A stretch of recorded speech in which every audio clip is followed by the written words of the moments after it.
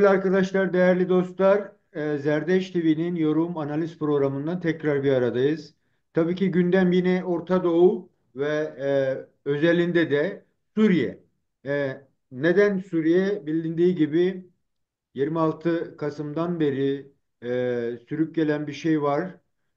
Rejimin yıkılması, ondan sonraki gelişmeler ve şu an olup bitenlerin yine o merkezli hareketinden dolayı Suriye'de bir kaos var. Bu kaos e, yeni bir yönetimin kurulması, taşların oturması, gerek emperyalistlerin yani bölge hakimiyetini elinde bulunduran güçlerin hem de ülkelerin kendi işlerindeki gerilimleri azaltmak, yeniden bir yol haritası çizmek için bir yaratılmış bir kaos var ve o kaostan nasıl çıkılırı bugün ele almaya çalışacağız. Çok değerli bir konum var. Değerli konum Hüseyin Erkan, e, yazar, iyi bir emekçi ve iyi bir Kürt aydını. Onun görüşlerinden yararlanacağız bugün. Suriye'ye nasıl bakacağız? Olup bitenleri nasıl göreceğiz? Özellikle de Suriye'de yeni yönetimde Kürtlerin konumu ne olmalı? Kürtler arasındaki ilişki ne olmalıdır? Bu bağlamda bir fikir taahhütünde bulunacağız. Değerli hocam hoş geldin. Nasılsın? Hoş bulduk. Sağ ol. Teşekkür ederim Kemal Hocam. Dilerim siz de iyisinizdir. İyiyiz, teşekkürler. Nasıl gidiyor hayat, işler, güçler iyi umarım. Sağ ol. Yaşamımız gördüğün gibi Rojava gelişmelere endeksli. Evet. Bütün duygularımız, yaşamımız, her şeyimiz, dikkatimiz oranın üzerindedir. Peki hocam. O zaman şöyle yapalım. Yani çok gerilere belki gitmeye gerek yok. Yine de bir hatırlatma bazında işte bu 1,5 seneye yakın, 1 seneye yakın hatta geçen bir sürede İsrail'deki Hamas saldırısıyla başlayan ondan sonra İran'ın proxy güçlerinin yok edildiği bir süreçten sonra öyle bir noktaya gelindi ki 2011'den beri süre gelen bir Suriye Savaşı'nda rejim düştü ve liderlik hatta liderliği koruyan uluslararası güç olan Suriye'de çekip gitti ve şu an Suriye halkı hem bir taraftan Türkiye'nin baskıladığı bir güçte, bir taraftan İsrail'in, bir taraftan zaten Amerikan, İngiltere'nin hegemonyası ve Rojava'daki Kürtlerin ortaklaşa ne yapabileceğine dair yaratılmış bir kaos var. Buraya nasıl gelindi önce istersen oradan başlayalım. Sonra ilerleyen dakikalarda da sorularımızda olayı açalım. Buyurun hocam ne diyeceksin bize? Suriye niye böyle oldu? Nasıl böyle oldu? Buyurun. Öncelikle bu fırsatı bana verdiğiniz için teşekkür ederim Kemal Hocam. Bir de bizi izleyen ve izleyecek olan halkımıza da buradan saygı ve selamlarımı iletiyorum. Şimdi hocam bildiğiniz üzere genişletilmiş Orta Doğu, daha önceleri Büyük Orta Doğu Projesi, daha sonra da genişletilmiş Orta Doğu Projesi'yle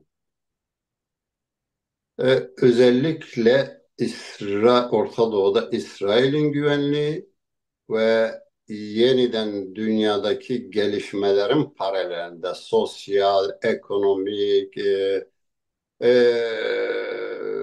ve farklı bir sürü açıdan e, dünyanın geldiği aşamada sistemlerin kendisini restore etmesi, yenilemesi, yeniden bu arada güç olanın gücünü pekiştirmesi, zayıf olanın dıştalanması mücadelesiyle Orta Doğu'da 2011 yılda Suriye rejimi Irak'tan sonra hedef aldı. Irak katı bir diktatörlüktü. Malumundu. Çok tehlikeli, Batı sistemi açısından tehlikeli bir gidişat arz ediyordu. Onun tasfiyesinden sonra sıra Suriye'ye gelmişti. Suriye'ye çok çeşitli yöntemlerle yaklaşıldı. Malumunuz üzerine Türk devleti, farklı güçler, Arap ülkeleri bütün çabalara rağmen istedikleri şeyi alamayan Batı sistemi direkt çeşitli araçlarla müdahale, iç isyan. ve bir sürü gücü devreye koymayla beraber buraya müdahale etti. Bu müdahalede Türk devleti kendisinin bu alandaki gelişmeler karşısında yeni pozisyon aldı. Türk devleti Neo-Osmanlıcılık mantığıyla işte yeni Osmanlı toprakları hayaliyle bir. İkincisi Kürtlerin hiçbir kazanım Irak'taki tecrübeye dayanarak hiçbir kazanım elde etmemesi için e, Suriye devletine karşı donat Batı öncülüğündeki güçleri yavaş yavaş İslamist, cihatist bir güce dönüştürdü.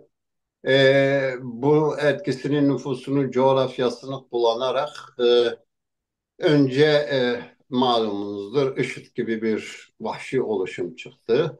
Daha sonra IŞİD'den kopan Nusra, yani IŞİD'den kopan bugünkü Heyet-i Tahrir Şam önce Nusra ismini aldı. Daha sonra Heyet-i Tahrir Şam ismini aldı. Ayrıyeten Türk Sömürgeci Devleti Kürtlere karşı bundan da razı olmadı. Bunun istediği şekilde kullanma şeyini gerçekleştirmeyebilir kaygısıyla direkt kendisine bağlı dünyanın çeşitli yerlerinden getirdiği, MİT'in direkt komuta ettiği, eğittiği, donattığı ve şey yaptığı SOMO, yani sözüm ona Suriye Milli Ordusu veya bunlar çete gruplardır. Çok ağır suçlara bulaşmış yapılardır. Afrin pratiği ortadır. İşkence, katliam, kaçırma, soyma, talan, infaz, her türlü insanlık dışı muamele uygulayarak Kürtleri sindirme, Kürtlerin bu alanda örgütlenme, güçlenme mücadelesinin önünü kesmeye çabalayan bir süreç yaşadık ve dediğin gibi uzatmayalım, geldik de ki bu 2024 yılı. Bu 13-14 yıllık savaş içerisinde Suriye yıprandı. Suriye ekonomik olarak çöktü. Askeri olarak da çok büyük bir, yani 13-14 yıl savaş içerisinde bir ordu ve gittikçe güç kaybeden, yenilenmeyen bir ordunun ne duruma düştüğünü hepimiz tahmin ediyoruz. Yani onunla birlikte kendisine destek olan Rusya ve İran güçleri de az önce belirttiğiniz gibi İsrail'in bu güçlere çok önemli darbeler vurmasıyla Rusya'nın da Ukrayna'da çok büyük bir savaşta olması, 500-600 bine yakın askerinin kaybetmesi, ağır yıpratıcı ekonomik, teknik bir sürü alandaki şeyle beraber koltuk değnekleri çıkan yani elinden alınan Suriye yönetimi, en son Türklerle beraber Türkiye, İran, Rusya'nın görüşmeleriyle e, Suriye'ye İran ve Rusya bazı önerilerde bulundu. Kürt, yani muhalefetle görüş, yavaş yavaş bir normalleşmeye dön. Kürtlerle anlaş. Suriye bunu yapamadı hocam. Yani Beşar Esad bunu yapamadı, bunu gerçekleştirmedi. En son olarak kendisine direktif verildi ve ordusunun yani yenilgiyi kabul etmesini ve çekilmesini dayatıldı. Ama bunu Rusya, özellikle Rusya, Türkiye'nin eliyle yapmak istedi. Çünkü Türkiye'nin o alandaki Amerika ile çelişkisini bilip gördüğünden böyle bir ateş topunu Amerika'nın kucağına bırakmak istedi. Bu açıdan Türkiye'ye şey yaptı. Şimdi Türkiye'nin hesapları şuydu. Türkiye yani HETEŞ'e onun için girdi. Yani 62 tane yüksek düzeyli subayını Beşar Esad alarak e, Irak üzerinden Rusya'ya önce götürdü. Ondan sonra kendisi de gitti. Ve malum az düzeydeki alt düzeydeki askeri güçlerle savaş olmadı. Onlarla da çekilin talimatı verildi. Bu arada tabii uzun yıllardan beri Türklerin eğittiği, akıl hocalığın yaptığı, Katar'ın ekonomik desteklediği, kısmen İngiltere gibi ülkelerin de Rusya çelişkisinden dolayı desteklediği HTŞ'e yavaş yavaş bu güç üzerinden karar verildi ve bu güç gördüğünüz gibi Şam'a doğru yürüdü. Şimdi bu gücün Şam'a doğru yürümesi, bu güç nasıl bir güçtür? Bu güç gerçekten nedir? Bugün görüldüğü gibi güzelleme çabaları falan gerçekçi olabilir mi, olamaz mı? Ona bakmak gerekir. Şimdi önce Hocam yüzde oraya gelmeden bu karar süreçlerindeki yani çok böyle en azından ben öyle düşünüyorum. Çok böyle basit bir anlatımla geçiştiriliyor ama yani nasıl oldu da bu karar hemen verildi ve bir hafta içinde her şey gerçekleşti. Burada ne bileyim dış güç diyebileceğimiz hegeman güçlerin yani bunun içinde Türkiye, İsrail, ABD, İngiltere yani bu e, öyle bir anlaşma olma ihtimali. Ya anlaştılar işte onlar sana gitti gibi basit mi gerçekten?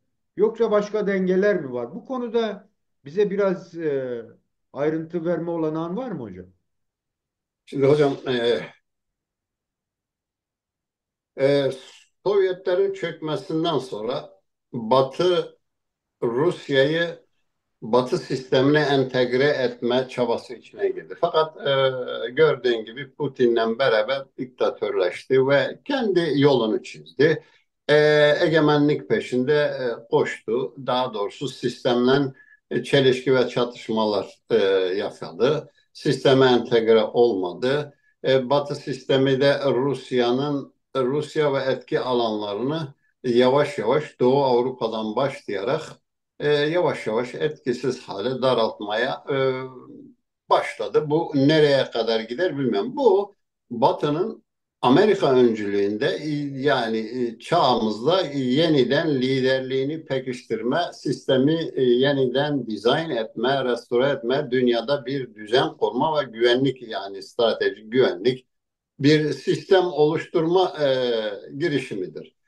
Burada Ukrayna Savaşı'yla beraber Rusya'nın önemli bir şekilde eskisi gibi gücünün kalmadığı, önemli bir şekilde azaldığı ve Suriye'ye eskisi kadar aktif bir şekilde teknik askeri imkanlar sunamayacağı duruma getirdi.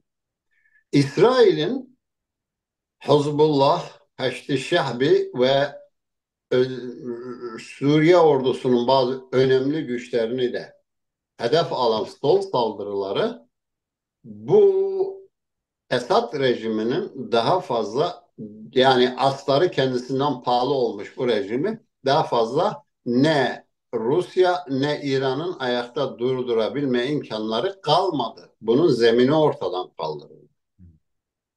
Onun için tabii ki bu işte mutlak bir şekilde Rusya'nın yeni Amerika yönetimine, Trump yönetimine Ukrayna'da bir anlaşmanın ön hazırlığında olduğu duyumları var hocam. Ama elimizde bugün Ukrayna ile Rusya ile Amerika'nın Ukrayna üzerinde kesinleşmiş bir anlaşması veya yeni yönetimin bu konuda kesin bir anlaşması yok. Ama şöyle bir gerçeklik var.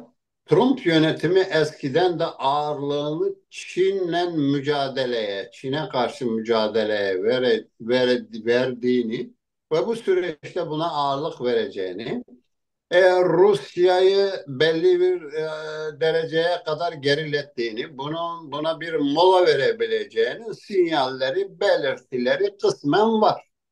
Ama elimizde kesin ne uluslararası alanda açıklanmış bir şey var ne de elimizde bir belge var bu konuda. Fakat e, öteki anlamıyla yani Rusya'yı destekleyen Suriye'yi destekleyen Rusya ve İran'ın güçten düşürüldüğü gerçekliği ortadadır. İsrail'in son darbeleriyle birlikte koltuk değneklerinin çöktüğünü, askeri olarak kendisini koruyamayacağını, bu gerçekliği gördükten sonra hatta Rusya'dan yardım istediğinde Rusya kendisine senin ordun savaşmıyor. Çünkü savaş gücü kalmamıştır. Ee, ben yani silahları bile paslanmış, gücü kalmamış bir ordu yeniden diriltmenin mümkün olmadığını gören bir Rusya kendisini İran ve Türkiye ile beraber e, anlaşmaya zorladı. Anlaşmaya da gelmeyince tasfiyesini önerdi. Şimdi bu koşullar oluştuktan sonra mutlak bir şekilde orada bir anlaşmanın olduğu gerçekliği var. Anlaşma şöyle, yani Batı'nın haberi mutlaka bundan vardır. Batı bu konuda sürecin buraya evrileceğini gördü. Zaten İsrail'in adımları bunun önünü açtı. Aynı zamanda Amerika'nın da Haçlı Şahbi, Hizbullah ve benzeri güçleri bombaladı. Suriye ordusunun bazı destek güçlerini bombaladı bilinmektedir. Evet. Bu süreçte Rusya'nın yaptığı ise şudur. Yani Rusya'ya bağlı çeşitli Türkçe'ye hitap eden kesimlerin anlattığı yok işte Kürdistan kuruldu, yok işte şu oldu, yok bu oldu, işte Türkiye şu bu, bunlar doğru değil. Rusya bu psikolojik bir propagandadır, bunu yapıyor. Rusya'nın yaptığı şuydu. Türkiye'nin eline yaparak, Katar ortalığında Türkiye'nin eline yaparak Ee, bunu Amerika ile Türkiye çelişkisini Kürtler açısından derinleşeceğinden buradan çekilirken bile Batı'ya sorun yaratarak çekilmeye şey oldu. Ve tabii ki İngiltere-Türkiye ilişkileri vardır. İngiltere ve Türkiye ilişkileri çok derindir. E, HTŞ'nin eğitilmesi ve çeşitli konularda onu Türkiye'ye bağlı Suriye Milli Ordusu dedikleri çetelerden ayırarak daha dünyayla uyumlu bir hale getirme aklının İngiltere tarafında var. Bunların oradan eğitim aldıkları, oradan akıl aldıkları konusunda çok önemli kamuoyuna da bilgiler düştü. Bu konuda çok önemli rol oynadığı kanısındayım. Hocam ayrıca yani katılır mısınız bilmiyorum ama Rusya'ya bakıldığında 2011'den beri süre gelen bir şey var. Yani Türkiye'nin aktif girişimi var. E, Esad rejiminin de Rusya'yı çağırması, yani Rusya bir Türkiye gücü gibi veya Amerika gücü gibi bir konumda değil, istenen bir güç olarak orada. Dolayısıyla kimsenin reddetme olanağı olmadığı bir konumdaydı.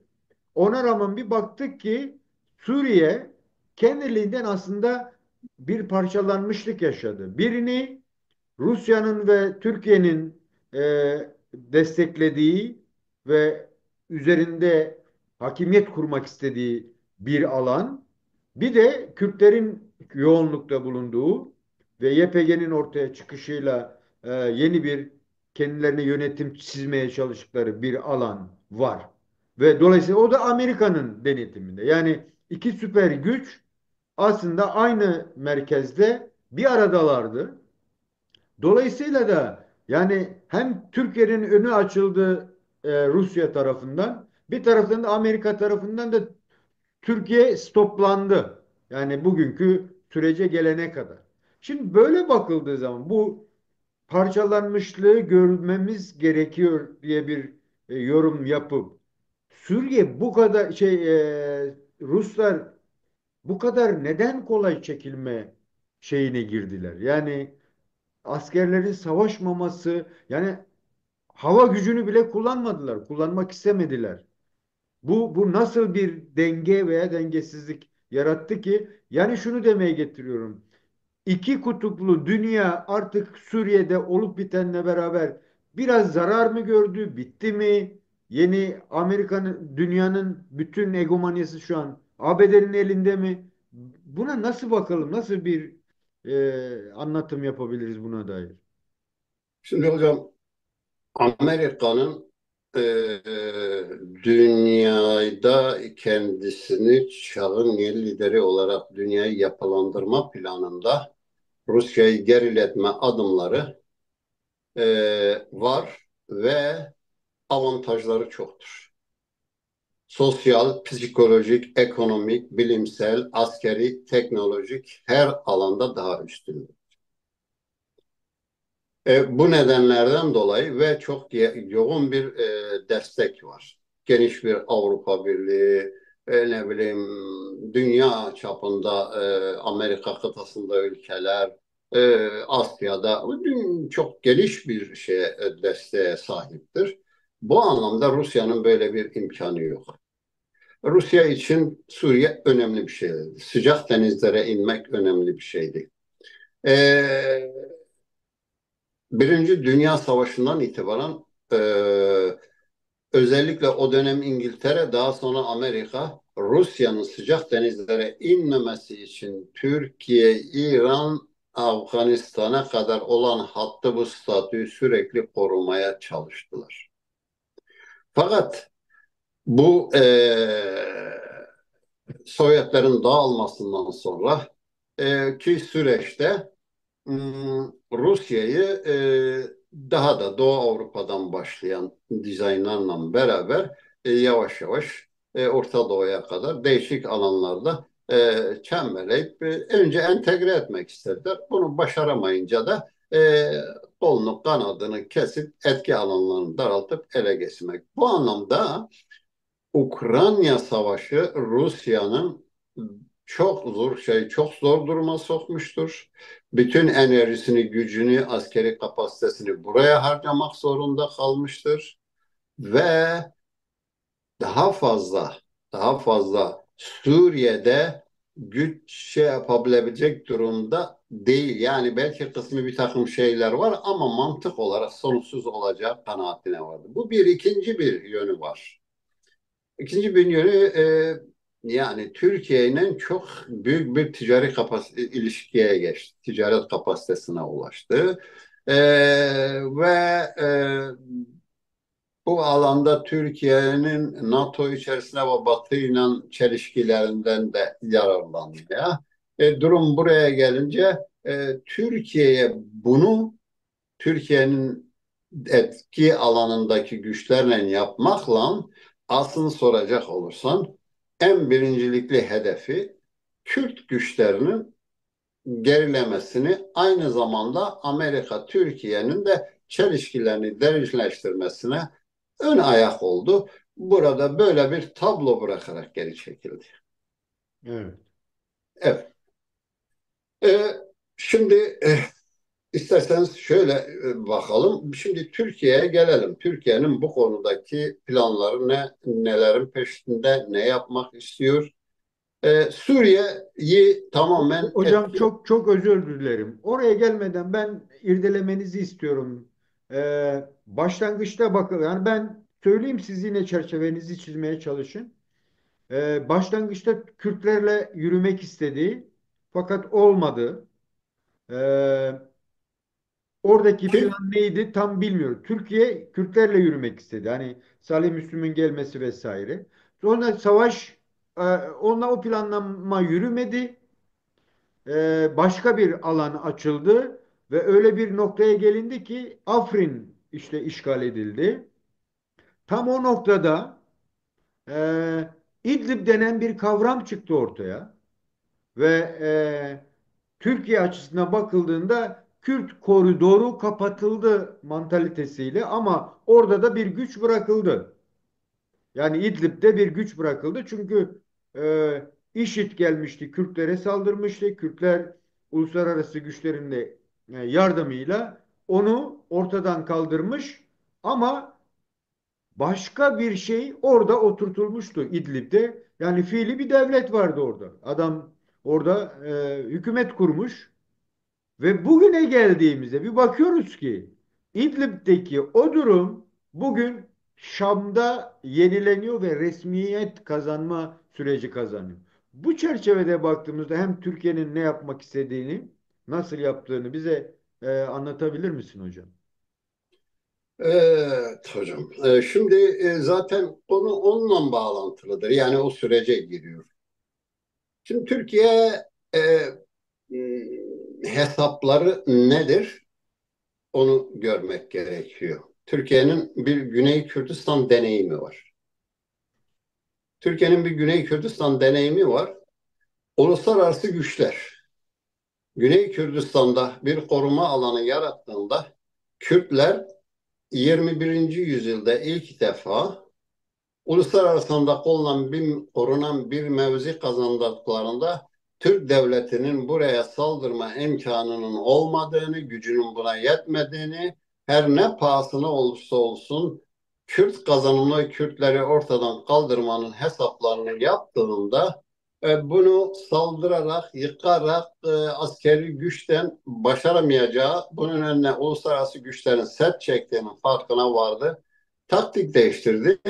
Bu taktiği içeriden kaleyi fethetme taktiğiydi. Evet. Bunu nasıl yaptı? İstersen kısaca değinelim ki bu güne Buyurun. Buyurun. Rojava'ya gelelim ki Tabii tabii bugünden çok buyurun. alakalı bir şeydir. Ya buyurun. Şimdi kaleyi içeriden fethetme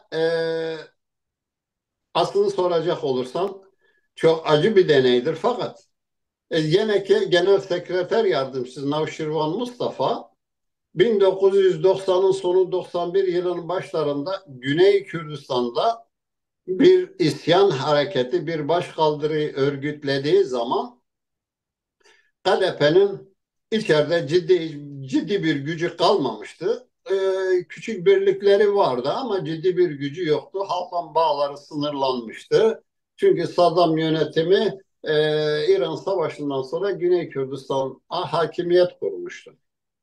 Gene ise hazırlıklarını iyi örgütlemesini içeriden geliştirdi. Bu işe önderlik eden Navşirman Mustafa'ydı. Ta ki Kuveyt işgali ve Kuveyt'ten Amerika Savaşı'yla Kuveyt'ten çıkarıldıktan sonra uluslararası alanda tecrit olmuş bir Saddam yönetimine bu dönemde baş kaldırarak kazanımlar elde edebileceğini, uluslararası destek sağlayabileceği hesabıyla bir isyan hareketine başladı. Baş kaldırıya başladı. Evet. Navşirvan Mustafa bu dönemde ne yaptı? Evet, düşmanlarımız zayıflıklarımızdan yararlanmasın diye bütün zayıflıklarını önüne koydu. Bunları hesap etti.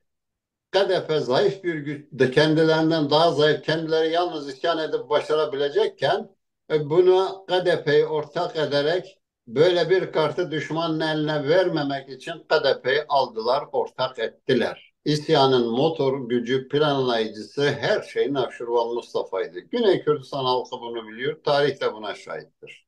Evet. Ama ama yıllar içerisinde yavaş yavaş Türk devleti KDP'yi kontrol etti. Çünkü çağ, çağ dışı bir mantalite ve mantıkla yapılanmış bir güç. Tamamen aile önderliği. Bunlarla ilişkisini geliştirdi. Bunların eliyle yani Truva atının rolünü oynayarak Kürtlere yıllarca savaş, yıkım, illeri bir toplumsal örgütlenme, kurumlaşma, yapılanmasının önünde engel olarak Kürtleri böldü, parçaladı ve Kürtlerin en büyük zaaflarından biri ulusal birliğinin olmamasıdır. Zaten ulusal birlik olsa uluslararası konjektür Kürtlerin lehine çok önemli şeyler elde ediyor. Yani imkanlar sunuyor. Fakat Türk devleti bunu görüyor. Bir bunu, ikincisi de uluslararası desteğe sahip Kürtleri savaşla yok edemeyeceğini gördüğünden artık bu çağın dönüşüm değişimiyle birlikte çağa uygun alet, araçlar geliştirerek kaleyi içeriden fethetmeye girdi ve bunu kısmen de başardı. Çünkü Güney Kürdistan Türkiye Devleti'nin arka bahçesi ve önemli askeri üsleri var, istihbarat, ekonomik her alanda kendisine bağlı. Hatta kendilerine danışmadan hiçbir karar bile veremezler. Bu duruma getirildiler. Şimdi Rojava özeline gelelim. Rojava'da Türk devletinin gerçekten çok önemli katkı ve destekleriyle eğitilmiş, büyütülmüş bir tane Heyet Tahrir-ü Şam, HTŞ diye bir örgüt var. Bunun lideri yani Ahmet Eşşara, Colani dedikleri Muhammed Colani, aslında e, Türkiye ve kısmen de İngiltere bu insan eğitmiş. Türkiye'nin şeyinde büyümüş. Terbiyesi önemli, akıl vermiş. Fakat Kuveyt'in de bunun üzerinde etkisi ve şey var. Ama Türkiye daha çok komşu, ticari, ekonomik ve bir sürü alanda yolu vurduğu için Türkiye'nin etkisi daha çok. Bu güç daha önce söylediğimiz gibi konjonktürel olarak bu ortaya çıkınca bu gücü Şam yönetimini devirmeye, yani Şam'da iktidara, alternatif iktidarı ele geçirmesi için yolladılar. Bu Türkler açısından bir kazanımdı. Çünkü Türk, yani her ne kadar bu güç IŞİD'den gelmişse, daha sonra El Nusra, Gayde, daha sonra onlardan da koptum görüntüsü verip güzelleme, süslemeler yapıyorlarsa, aslında yani %30'u Suriyeli olmayan yabancı cihatistlerden olmasına, eski IŞİD yapılarından olmasına rağmen böyle bir süsleme yaptılar. Ama aslında bu güç Orta Doğu'nun en tehlikeli cihatist güçlerinden biridir. Çünkü bu insanların büyük çoğunluğu çok ağır suçlar işlemiş. Bakın, Libya 3'e 4'e bölündü. İslamistler o çeşitli gruplar orada çatıştı, şey oldu. Ama Suriye'nin 1/3 kadar vahşet, bu grupların 1/3 kadar vahşet uygulamadı. Yani bu kadar korkunç bir geçmişe Hüseyin sahiptirler. Hocam, şöyle bir şey de Bu yani neden öne çıktığı konusunda en azından yani ben biraz daha irdelenmesi gerektiğini düşünüyorum. Şöyle ki bir bakıyorsun ki yani bir IŞİD süreci yaşanmış. Şu an mevcut kurulmak istenen hükümetin liderliği nin verilmiş olduğu insan Gülani IŞİD'in bir komutan. Ondan sonra ayrılıyor, kendi başına bir şey kuruyor. El Nusra vesaire. Ve bugün e, İsrail'in İran üzerindeki baskısından yani proxy güçlerini Hamas ve Hizbullah'ı parçalamasıyla bu Şia olgusunun da artık zayıfladığı, dolayısıyla yani Suriye'de eski rejimin yani Aleviler iktidardaydı. Şu an yine İşşia'nın olmadığı ve Sunni bir Müslüman kitlenin önderliğinde Suriye yeniden kurgulanıyor. Yani bu sadece Türkiye'nin baskısı mı? Arap ülkelerinin bunun talebi var mı? Mesela Suudi Arabistan vesairenin öncülüğü Türkiye'ye vermelerinin sebebi neydi? Yani Türkiye çünkü bütün Müslüman ülkelerini kucaklayacak, yönetecek halifelik bile düşündü bir süre. Önce öyle söylendi yani Sayın Erdoğan'ın. Böyle bakıldığı zaman neden HTŞ sorusunu nasıl cevaplandırmamız gerekiyor hocam? HTŞ, Arap ülkeleri Katar hariç hiçbir ülkenin memnun olmadığı, korktuğu bir örgüttür. Suudi Arabistan, Arap Emirlikleri, Ürdün kaygılıdırlar hocam. Hı.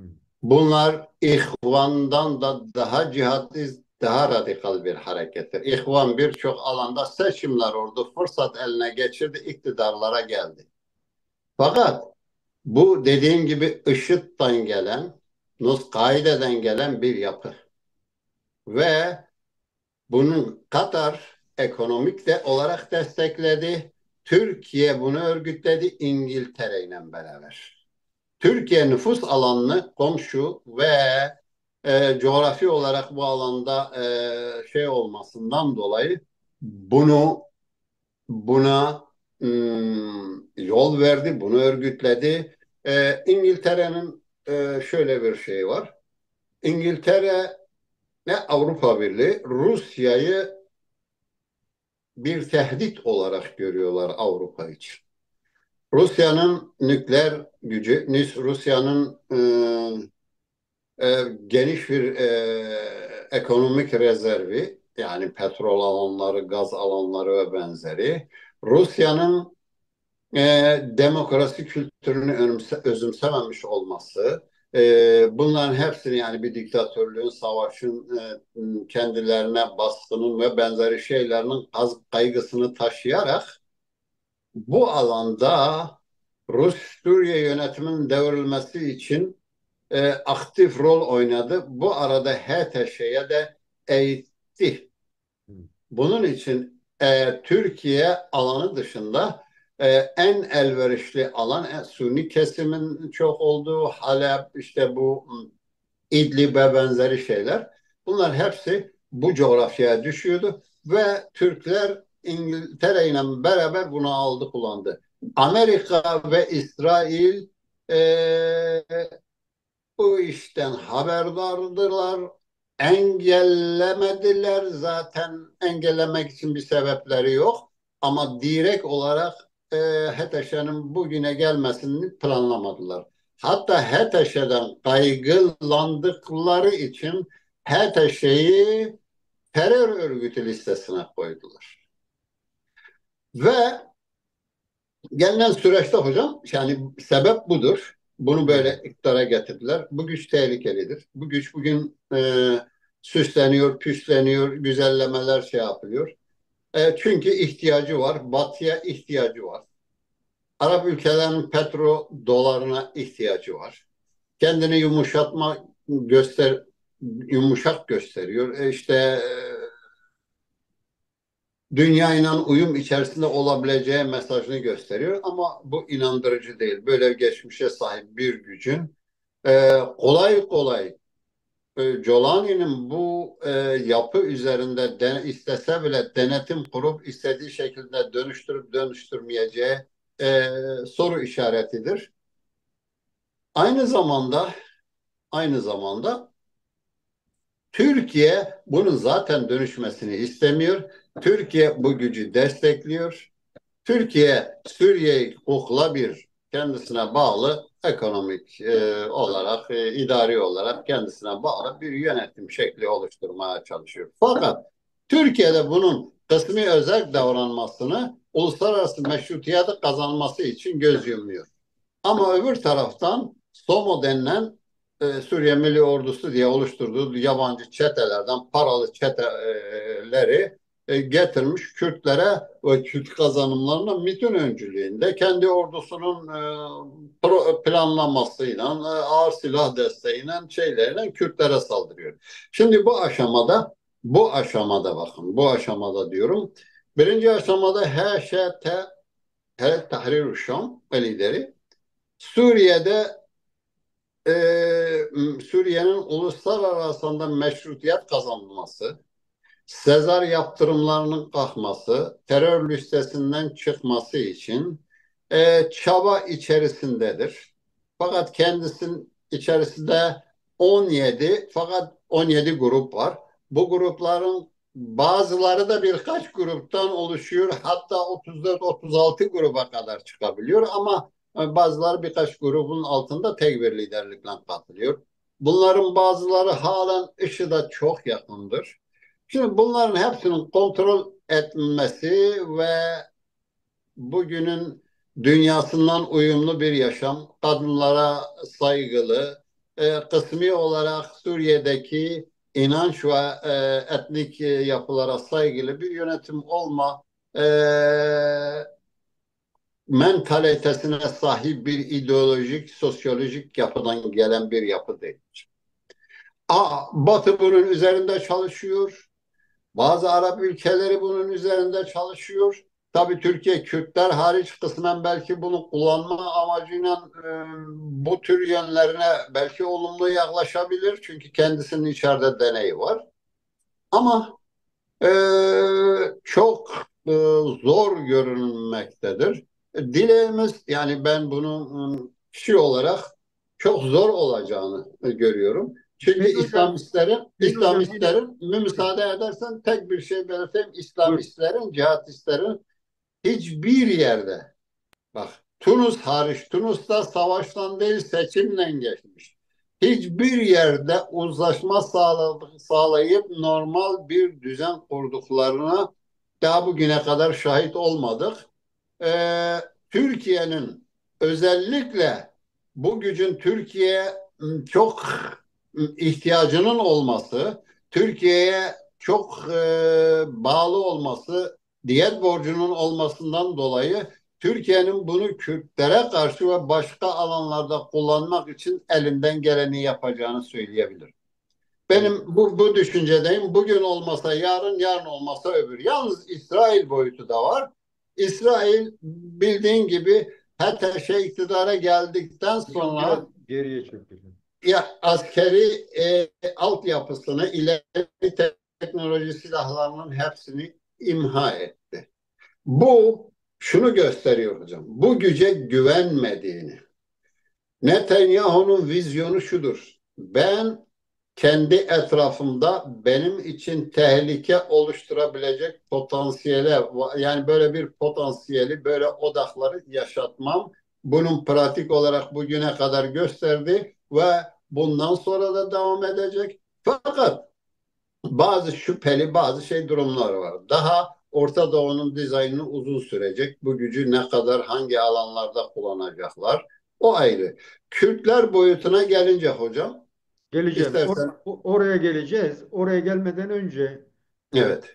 önemsediğim başka bir şey daha var. Yine bu HŞT'nin çok kolayca Şam'a kadar gidişi herkes izledi ya. Yani Kürtler Türkler İsrail'de, ABD'de herkes izledi. Yani ona rağmen Türkiye'nin ve ÖSO'nun etkisiyle Tel Rifat'ta ve şimdi Minbiç'te darbe yiyen aslında Kürtler oldu yine.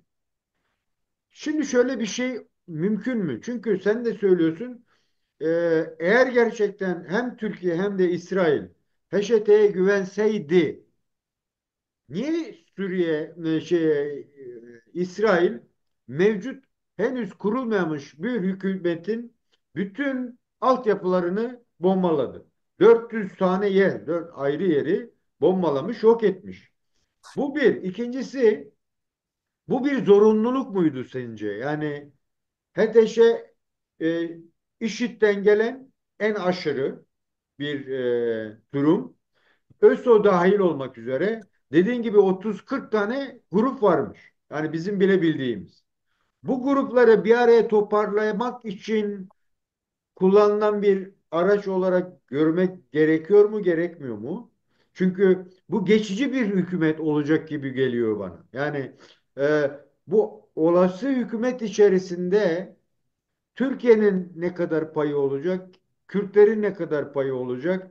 Kürtler ile HDP'yi kıyaslama olanağın var mı? Bu konuda bize neler söyleyeceksin hocam? Şimdi hocam Kürtler Türk devletinin tehdidi altındadır. Türk devleti HTŞ üzerinde önemli etkisi var. Dediğimiz gibi bugün uluslararası varlığını sürdürebilmesi için uluslararası meşruiyet, ekonomi, ticari imkanlara sahip olması gerekir. Bunun için bugün bu kenarı HTŞ kenarını durdurmuşlar yani. Fakat Türklerin onlar durdurmamış yani salt Türkler durdurmamış. Çok üzerinde dediğimiz gibi terör örgütleri listesi, ambargo ve benzeri şeyler de var. Türkler tek durdurmamış. Mecburiyetten yani çaresizlikten durmuş. Şimdi bu aşamada tabii ayakları yer tutana kadar fazla Kürtlere bir saldırı yapmıyor. Şimdi de ilk başta barış içerisinde bence Şabe ve Tel Rifat'tan çekilin dedi. Çekildik. Yani Rojava yönetimi çekildi.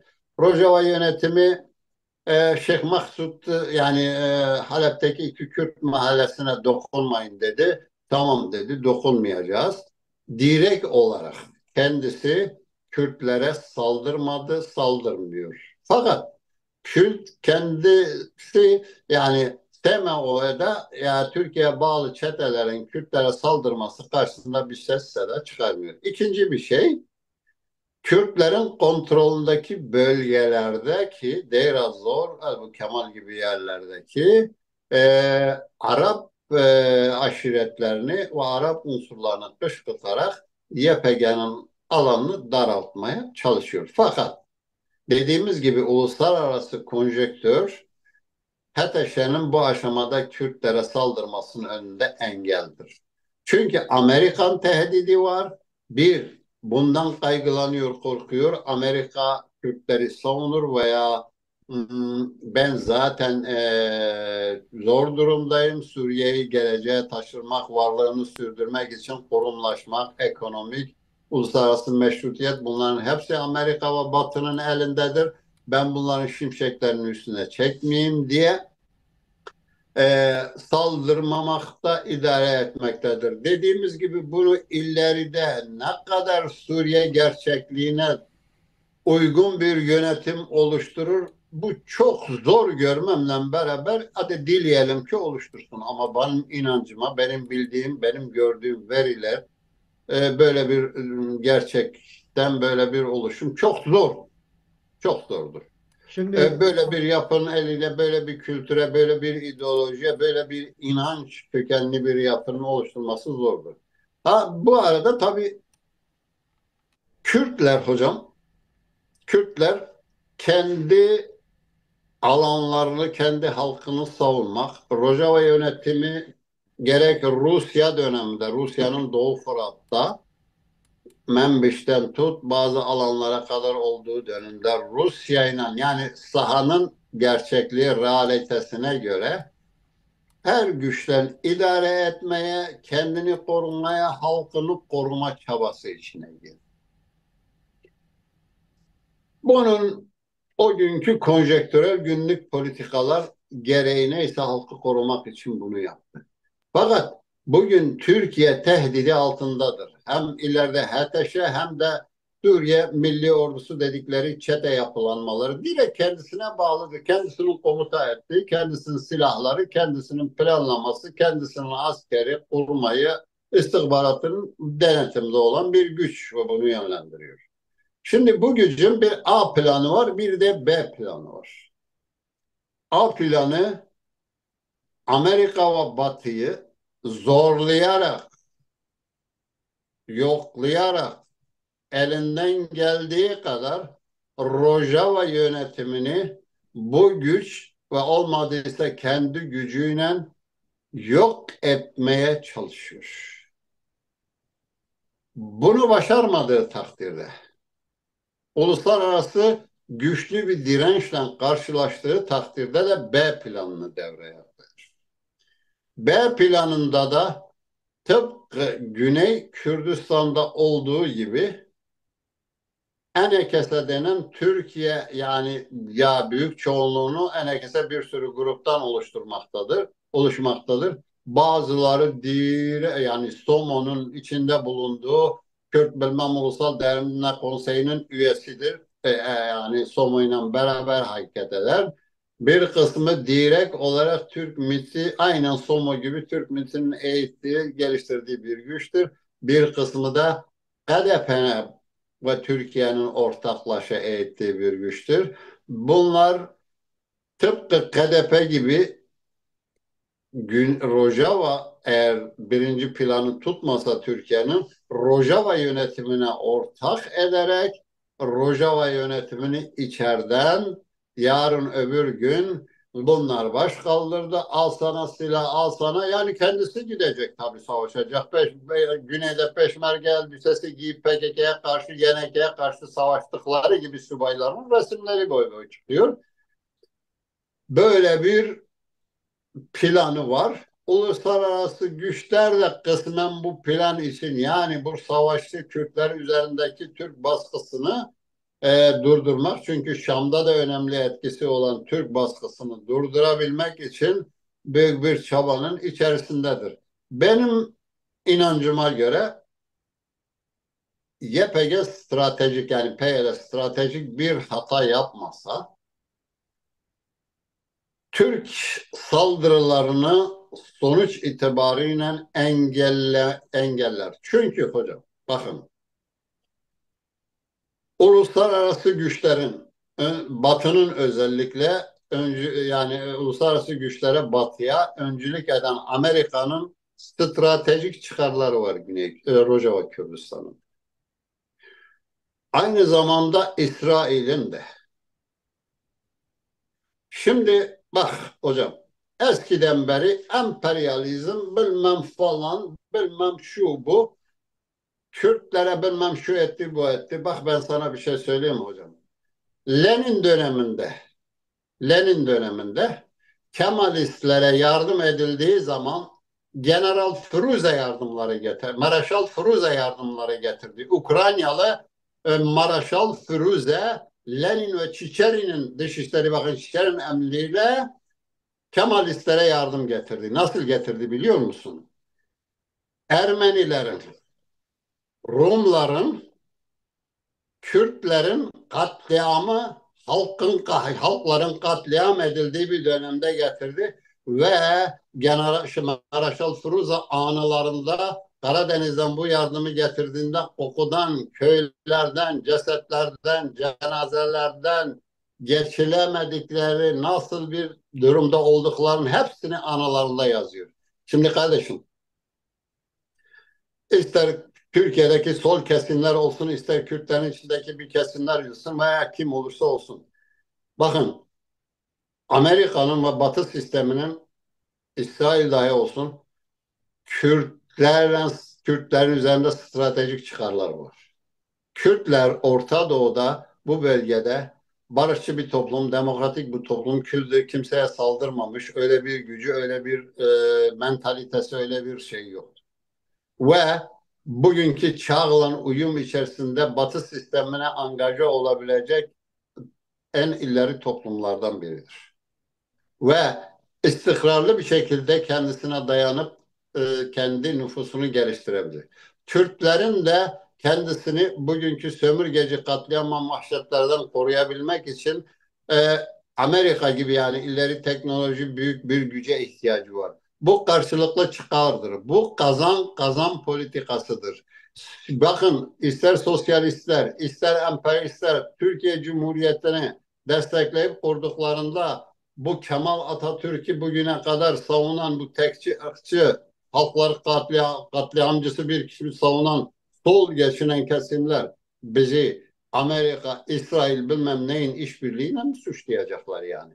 Biz vahşet ve katliamdan kurtulmak için karşılıklı ilişki kazanmak için bazı şeyleri feda bile ediyoruz.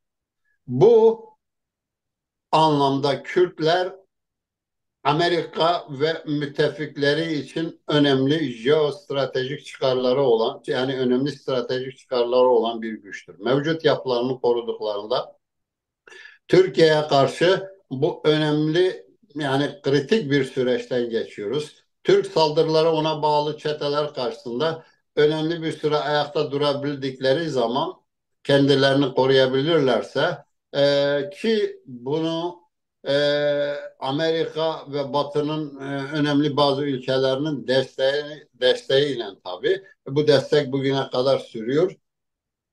Hocam şu Ama nokta şöyle bir şey de ele almak mümkün mü? Sözünüzü bitirin. Ben bir soru daha soracağım. Buyurun. tamam. Ama yani böyle bu bugünkü gibi hiçbir zarar görmeyeceğiz anlamında değil. Bazen illeri, bazen geri, bazen bir takım yerleri kaybetme, bazen kazanma. Ama bu ruh, bu bu inanç Kürtlere kazandırır. Bugüne kadarki politikaları saha gerçekliğiyle, uluslararası ilişkilerinin günden güne gelişmekte, üzerine katmakta, halkını korumak için çok büyük fedakarlıklarla, insanüstü bir çabayla savaş ve direnç göstermektedir. Bu gerçekten bütün Kürtlerin desteklemesi, saygı göstermesi gerekir. Buna bugün Kürdistan'ın öteki parçalarının yeterince yürüyüşlerle, gösterilerle, ayağa kalkarak ve çok çeşitli yönleriyle destek sunmaları gerekirken yeterli düzeyde değildir hocam. Bunun da olması gerekir. E, Suriye'nin geleceği yönetiminde Suriye'deki bugünkü yönetim uluslararası bir meşrutiyet istiyorsa Türkiye'ye rağmen Kürtlere taviz yani Kürtlere takım tavizler vermek zorunda, Kürt realitesini kabul etmek zorunda, Kürtlerin yönetime ortak olmasını kabul etmek zorundadır. Aksi takdirde Suriye daha hani tabir yerindeyse daha çok su götürür, daha çok karışır, daha çok çeşit şekillere bürünür, acılar daha derinleşir. Bu tamamen Suriye'ye etki eden ülke, bugünkü yönetime etki eden ülkeler ki Türkiye bunlardan en önemlilerinden biridir. Sınırlanmasa çok daha acılar yaşayacaktır. Çünkü bakın ben size bir şey söyleyeyim mi? Biden'ın kendi açıklaması var. Afganistan'dan çekildiği zaman. Ki Hocam Suriye bir Afganistan değil. Bak, biraz geri e, çekilir misin? e, şöyle bir şey dedi. Biz kendilerine demokrasinin imkan ve araçlarını sunduk ama Afganistan halkı Taliban'ı seçti. Bu tercih tamamen böyle bir şeydir. Ama Türkiye'nin bu konuda oynayacağı çok kötü bir rol vardır. A planı tutmasa B planıyla Kürtlerin kazanımlarının önüne geçmek için elinden gelen her şeyi yapacaktır. Ama Dilerim, HDP'yi Suriye dilerim, halkı seçmedi ki. dilerim Rojava yönetimi Güney Kürdistan pratiğinden önemli dersler almıştır. Kimse birliğe karşı değildir.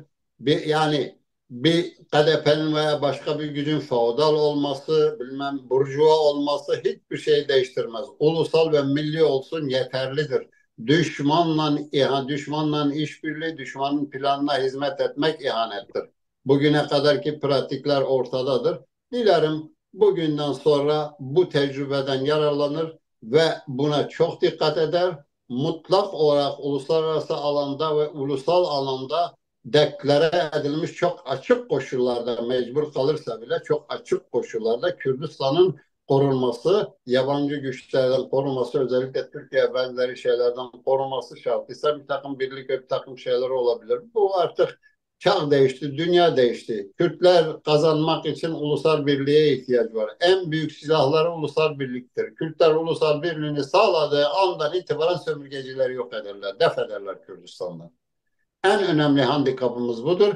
Türk sömürgecileri de bunu biliyorlar ve çok kötü bir şekilde Truva atı olarak bu Enekese ve KDP'ye bağlı güçleri bugüne kadar kullanıyorlar. Evet, buyurun hocam. Mesela Evet. HTŞ'nin açıklaması var. Biz Kürtlere saldırmayacağız.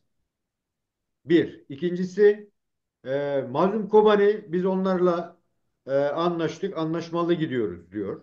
Bu çok önemli bir şey. Niye önemli? Çünkü eğer Şam'da yeni bir hükümet kurulacaksa Kürtler bir şekilde yer almak istiyor orada. Fakat Türkiye diyor ki kesinlikle Rojava yönetimi ve Kürtler öyle bir olanak içerisinde kalmamalı. Hatta Hakan Fidan'ın açıklaması var. Oradan çekip gitsinler diyor. Yani orada kalmasın.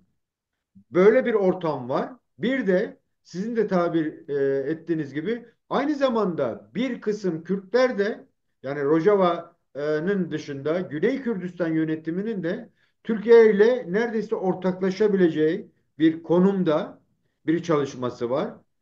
Ki bir 2011'de başlayan bir sıkıntı aslında. O sıkıntı da neydi?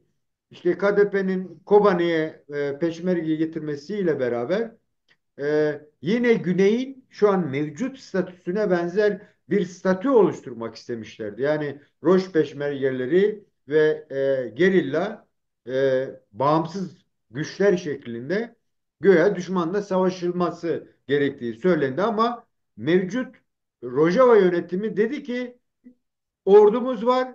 Siz gelin katılın. Tek bir ordu olarak Suriye'deki Kürtlerin hakkını savunalım. O gün bugündür.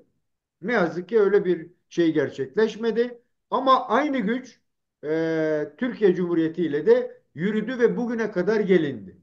Gelinen bu aşamada yine bir baskı var. Eğer bugün Giuliani'nin oluşturacağı hükümette Suriyelilerden bahsedilecekse ve Suriye'deki Kürtlerden bahsedilecekse bunun da yine onların istediği bir Kürt yapılanması olması isteniyor. Dolayısıyla Enekese öne çıkmış durumda.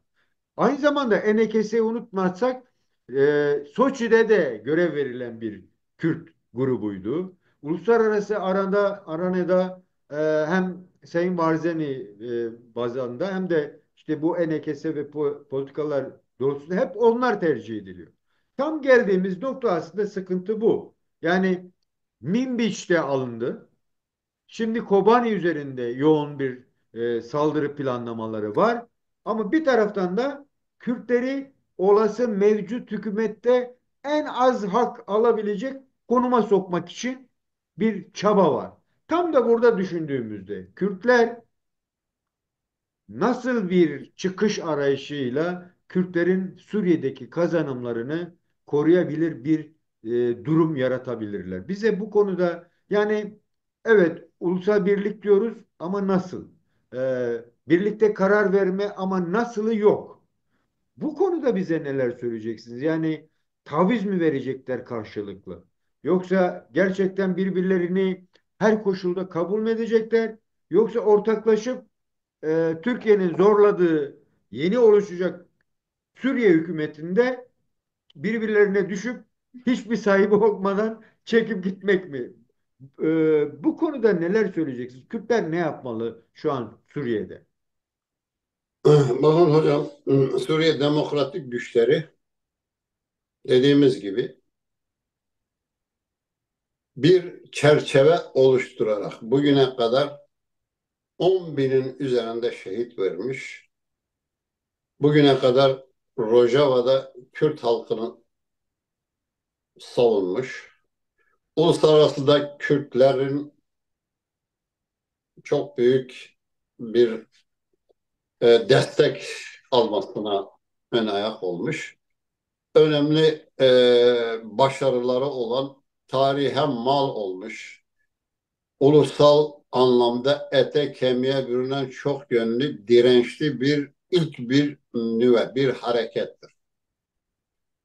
Bunun uluslararası güçlere yani Amerika ve şeylerle müzakerelerinde e,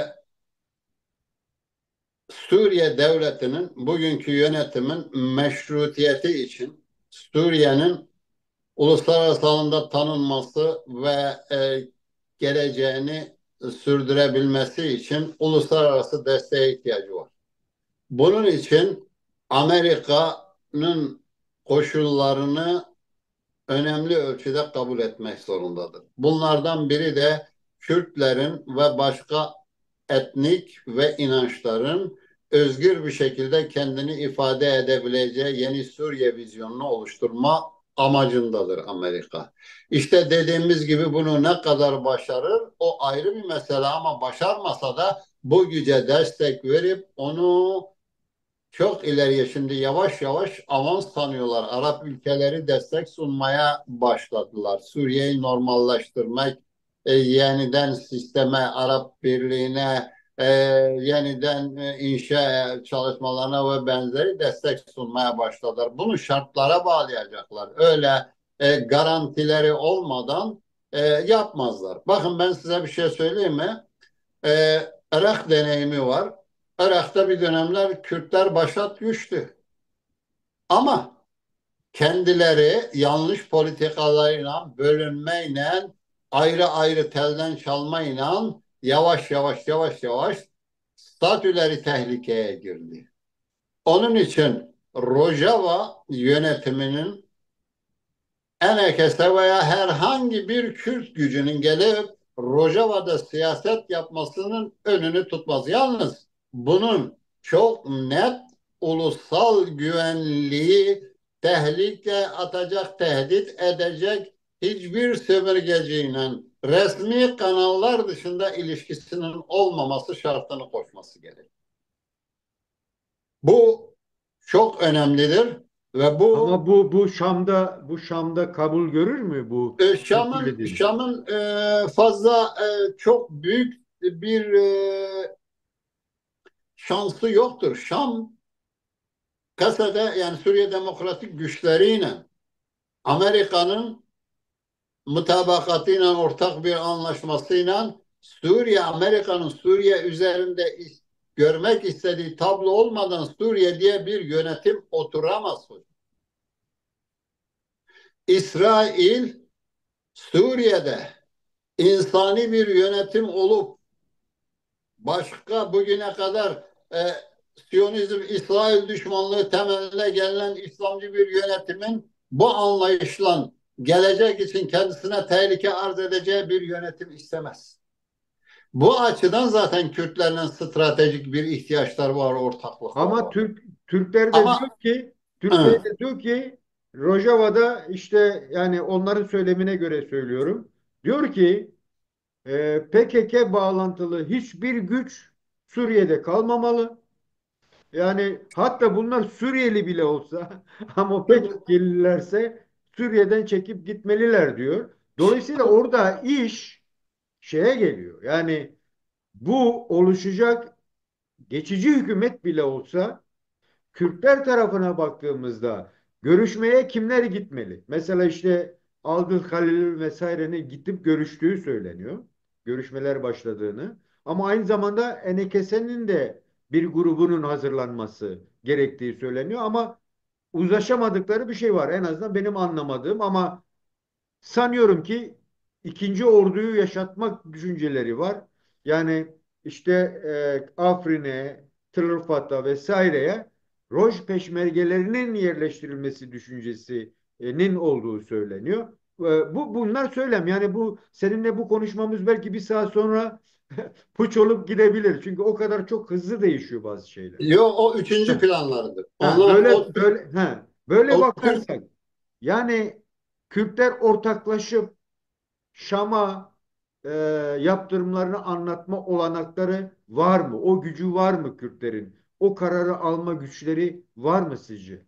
Kendi aralarında. bak hocam, Türk devleti Güney Kürdistan'ı zaten ikiye bölmüş. Zone Sev, zone yani e, Ya Zerü ya yeşil zon ve sarı zon.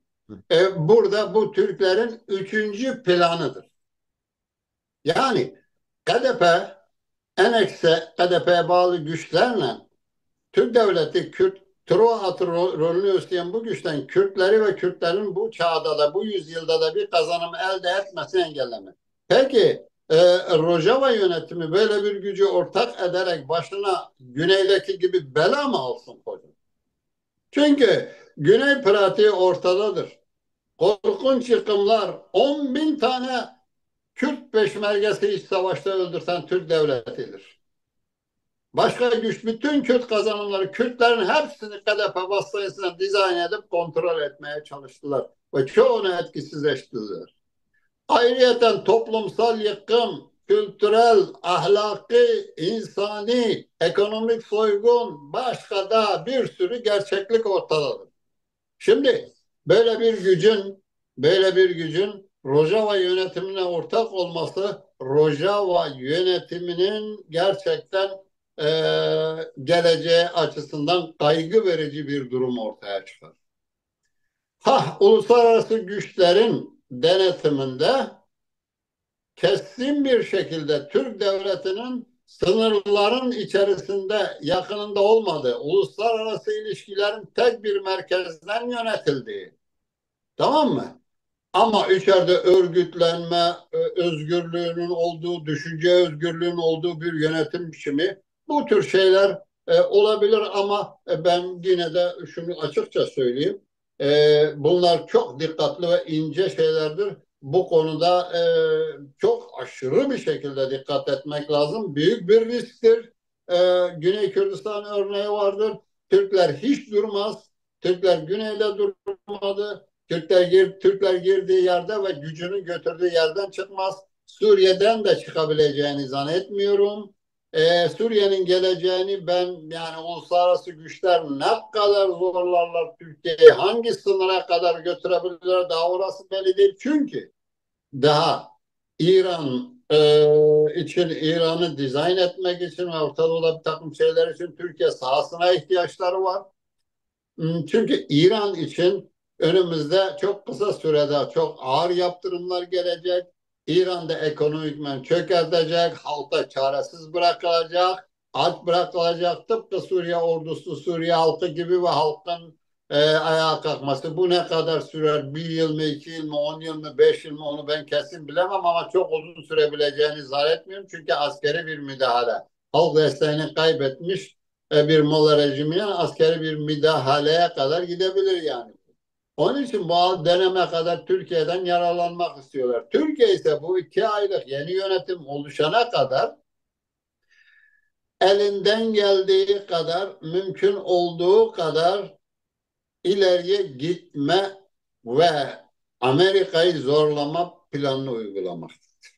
Peki bu olası Ama olası bir kararda nokta, dediğin gibi Rojava yönetimi direnmesi durumunda strateji çıkarları olduğundan dolayı Suriye üzerinde en önemli kartıdır. Suriye çok önemli bir coğrafyadadır. İsrail'in komşusudur.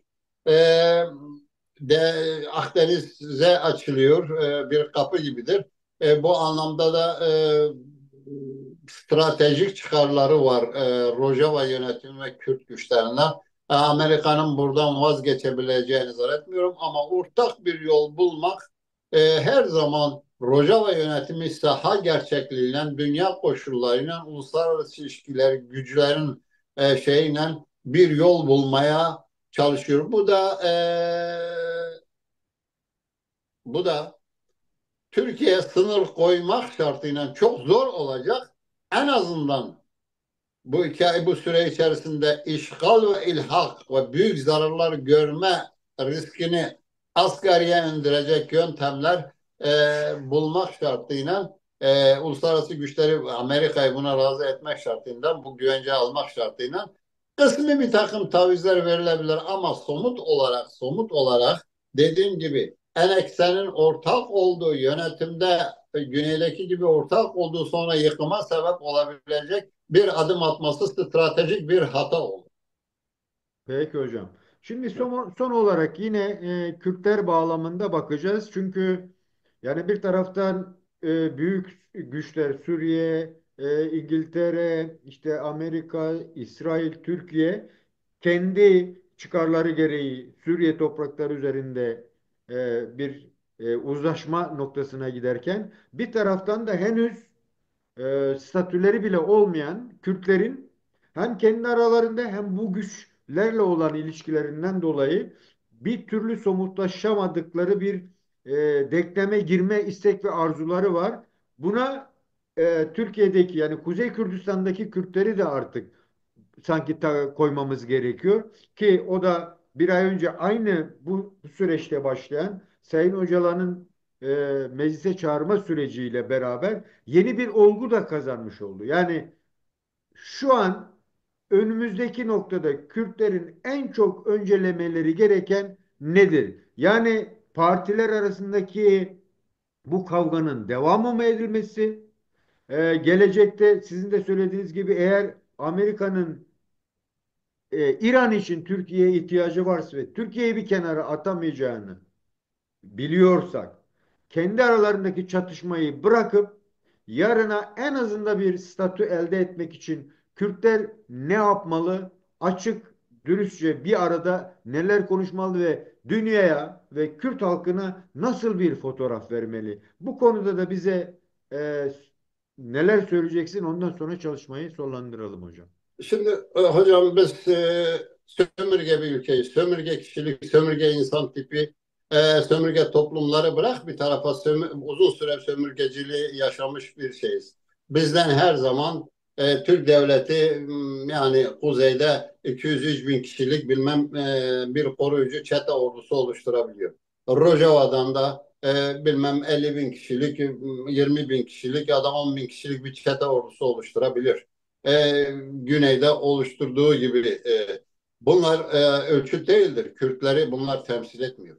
Kürt ulusal çıkarlarını, Kürt halkını koruyan buna her türlü koşullarda fedaice, gerçek anlamda günün koşullarına uygun mantıklı saha gerçeklerine uluslararası konjonktüre uygun bu halkı savunabilecek bir güç ancak Kürt halkını bunun önderlik edebilir. Bugüne kadar PYD bu misyonu, bu rolü oynamıştır.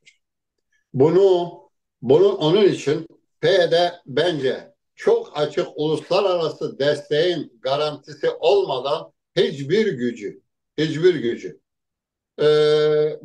bu şekildeki bu yapılanmaları Rojava yönetimine ortak etmemelidir. Fakat Rojava içerisinde siyaset yapmanın, örgütlemenin, düşünce özgürlüğünün zaten vardı. Bunun alanını genişletebilir. Ama bunu uluslararası güvence altına alabilir. Bu Türk devletinin kara propagandaları yakarım, yıkarım, bitiririm, işgal ederim, bilmem bu Kürttür, o Kürttür, iyi Kürttür, benim Kürt'üm kötü Kürt. Bunlar tamamen psikolojik savaş araçlarıdır. Başka hiçbir şey değildir. İkinci bir nokta, Türk devleti sadece kuzeyde olası bir Kürt kalkışma, girişim, ateşlenme, Rojava'yı destekleme, Türk sömürgecinin Kürtlere katliamına karşı sürekli aldatmaca, kandırmaca, yalan, düzmece oynamaktadır. Ta Rojava'da bilmem kendisinden ne kadar uzaktaki olan küçük bir Kürt kazanımları, Kürt parçasının varlığına tahammül etmeyen sömürgeci, tekçi, bir Türk devleti, hukuk dışı, çağ dışı bir devletin Kürtlere nerede hak vereceği veya herhangi bir şey yapacağını kim inanır ki hocam? Böyle bir e, kandırma, oyun ve böyle bir planın içerisindeler. Onun için Kürt yani Rojava bugün doğru bir siyaset izlemektedir. Rojava şunu elindeki bütün kartları, kuzları elinden geldiği kadar kullanmaktadır. Fakat Rojava Türk tehlikesine karşı bugün Türkiye, Amerikan Türkiye'ye olan ihtiyacı Orta Doğu'da bir istek yok hocam. Amerikalıların çıkarları geniştir. Türkler üzerinde de çıkarları var. Araplar üzerinde de çıkarları var. Farklı komşu ülkemiz, o ülke bu ülkenin. Bu denklemi kurduğunda bu denklemin içerisinde bizim katliam, vahşet ve kazanımlarımızı yok etmeyecek ortak bir nokta bulma göreviyle karşı karşıya olan bir önderliktir Rojava yönetimi. Doğru yapması gereken budur. Bu da e, Amerika'ya yani Türkiye devletinin bu tehdit ve vahşetini e, engellemenin e, araç ve yöntemlerini geliştirmek. Yani bunu kendilerinden isteme hakkına sahiptir. Biz köle olmaktansa hocam, köle olmaktansa sömürgeci bir devletin uşağı, kölesi, hele hele Türkler gibi kişiliği bitirilmiş, insanlığı bitirilmiş, ezilmiş, büzülmüş, sömürge bir yönetim altında yaşamaktansa direnerek ölmek bizim için çok daha büyük bir onurdur hocam. Rojava yönetimi daha önce de dediğim gibi uluslararası özellikle Amerika'nın başını çektiği Batı sisteminin Rojava yönetiminde stratejik çıkarları var. Rojava yönetiminin de aynı zamanda Batı ve Amerika'nın stratejik çıkarları var. Bu kazan kazan politikasıdır. Sen de kazan, ben de kazan. Ben senin isteklerinin bir kısmını yaparım, sen benimkini yap. Beni koru, ben de burada. Zaten Rojava yönetiminin kendi başına hem içeride uyguladığı politika hem uluslararası ilişkilerdeki biçimiyle ne bölge için, ne başka halklar için, ne batı çıkarı için, kimse için tehdit olmadı. Sadece hakkını arayan bir şeydir, bir güçtür. Bu anlamda bu kartlar, bu şeyler YPG'nin elindedir ve bunu sağlayabilir. Ulusal birlik dersen çok net bir şekilde uluslararası güvenceler altında sömürgeci bir güçten ilişkisi olmayan içeride örgütlenme, mücadele, faaliyet, her alanda katılma hakkını herkese Terkür'de tanımalıdır. Rojava Terkür'de. İkinci bir nokta, Enekese'nin ağzı Türk devletinin ağzıdır. Enekese'nin yöneticilerinden birinin, tamam mı? Hatta o konseyin başkanının yardımcısı Abeşan Rudolph yaptığı konuşmayı sana söyleyeyim. Diyor ki PKK unsurları Rojava'dan çıksın biz bilmem ne yapalım. Yani Türk devletinin argümanları. Yani dediğim hocam, Türk devletinin bu B planı tehlikelidir. Kürtleri içeriden bölme planıdır. Bunun Troat'ı bu rolü, bu misyonu Enekes'e vermek istiyor. Rojava yönetiminin bu oyuna gelmemesi lazım. Uluslararası bir e, garantiyle Rojava'da sömürgeci ilişkileri, dış ilişkileri tek bir güç üzerinden, merkez üzerinden yapılması şartının konulması gerekiyor hocam. Onun dışında ki bu da yeterli değil. Böyle bunun dışına çıkan bir gücün yani Rojava yönetiminin böyle bir gücü tasfiye etme hakkının doğacağı uluslararası bir garantör ülkelerle deklare etmesi lazım. Eğer Fransa ve Amerika bunu bugün istiyorlarsa Rojava yönetiminin en azından bu maddeleri, bu noktaları çok açık bir şekilde koyması lazım. Ona rağmen yine tehlikelidir. E, Daha farklı tedbirler üzerine düşünülebilir, geliştirilebilir. Ama illaki bugünkü geçici bir dönemde Türk tehdidi ve tehlikesini bertaraf etmek için e, yapılması gereken zorunlu bir şeyse de ben tehlikeli görmekle beraber ama en azından uluslararası güçlerin denetim ve kontrolünde bunun gerçekleştirilmesi, şartlara bağlanması ve e, merkezi yönetim dışında, resmi yönetim dışında dış ilişkilerin tamamen yasak olması şartıyla bir takım şeyler olabilir ama e, bu konuda karşı tarafında çok önemli açıklamalar ve adımlar atması gerekiyor. Yani en ekstremizleri şeylerin. Peki, Dediğim gibi çok hassas ve kritik bir süreçten geçiyoruz. Bu tehlikelerin hepsini görmek, hem Türklerin Şam üzerindeki etkisini, hem Türklerin Kürtlere yönelik tehdit ve saldırılarını görerek bir takım manevralar yapmak mümkündür. Ama bunlar gerçekten geleceğimize zarar vermeyecek adımlar olması şartıyla. peki hocam. Ben yine de son olarak yani benim sormayı unuttum. Belki de senin ele almak isteyip yine laf arasına bir türlü toparlayamadığım, düşündüğüm bir şey varsa son 2 dakikada onu da alayım ondan sonra kapatayım hocam. Hocam Suriye bir süreçten geçiyor. Yani bir deneme sürecinden geçiyor. Mevcut yönetim bugünkü uluslararası güçler ve çağla uyumlu bu yönetim oluşturursa ancak kısmi destek görebilir ve bu adım adım ancak ilerleyebilir.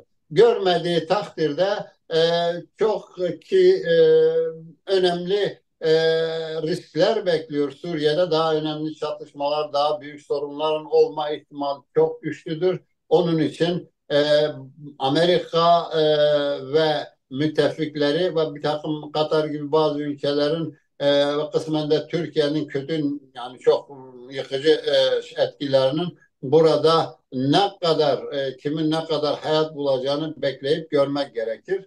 Ama ben Suriye yönetiminin kolay kolay bu çağlan barışık olabilecek, Suriye realitesine, mozaiğine uygun bir yönetim oluşturabileceği konusunda şüphelerim var. Çok teşekkür ederim. Sağ olun hocam. Peki hocam. Değerli arkadaşlar, değerli dostlar, bugün yine Suriye'yi ve Orta Doğu'yu konuşmaya çalıştık. Çok değerli konuğum Hüseyin Erkan'la bunu ele almaya çalıştık ama şunu da bilerek yapıyoruz bunu. Yani bir saat sonra bile gündemin değişebileceği bir süreçteyiz. Dolayısıyla belki de şu an söylediklerimiz bir gün sonra düşecek durumda ama bir durum var ki sahada gelişmeleri çok hızlı ve sahada etkilenen güçler var. İktidarı yeniden kurmak için Suriye'de rejimin bitmesiyle karma karışık milyonlarca insanın göçtüğü, binlerce insanın öldüğü ve yerinden yurdundan edildiği bir ülkeden bahsediyoruz. Ve bu noktada Kürtlerin oradaki kendi durumlarını bir statüye oluşturma mücadeleleri var. Hatta Orta Doğu'da kendi topraklarından yeniden bir Kürt oluşumunun ortaya çıkmasını sağlayan mücadeleler var ve sömürgeci güçlerin bunlar üzerindeki baskıları var. Yani oldukça karmaşık, oldukça taleplerin iç içe geçtiği en yönetici yani dünya yöneten güçlerden tutun halen devletleri statüsü olmayan halklara kadar iç içe bir durum söz konusu. Bunu ele almaya çalıştık. Kürtler bu karmaşada ne yapmalı? Nasıl bir gelecek bekliyor Kürtleri? Nasıl davranmalılar? Onu ele almaya çalıştık. Vaktini verdi bize değerli Hüseyin Erkan. Hocam çok teşekkür ediyorum. Görüşmek üzere, hoşça kalın. Ben teşekkür ederim. Sağ olun. İyi akşamlar. Güle güle hocam.